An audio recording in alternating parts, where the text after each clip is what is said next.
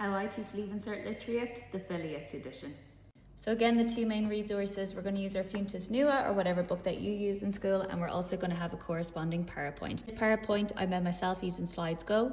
The very first thing I do when I am starting a new poem is I make them have a conversation with questions that are based on the poem. So as you can see here, these questions are all about family. And then I go straight into some folklore Nua. I keep these pretty simple, well, especially this one, as this was the first poem that they did in 5th year. Then for Oberwalia, they have to learn their folklore Nua. The folklore Nua are a great way as well for them to get an idea of what the poem is about. Them to read through the poem themselves and try and figure out what it means together. Then of course we go through the whole poem together as a class and we make sure that they know exactly what's going on, and here we'll include Q&A as well.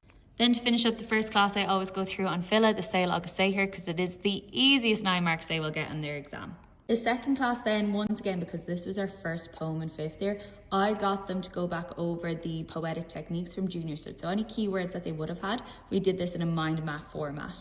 Then I give them the keywords that they should know for Leaving Cert, and I broke them up into groups and they did their mind map based on where they think they can see these poetic techniques within this poem. Then very, very similar to what we did for Clon Lear, I always before a question read through the key answers in the book, highlight, underline any words they don't understand, and then we read through them like Kayla.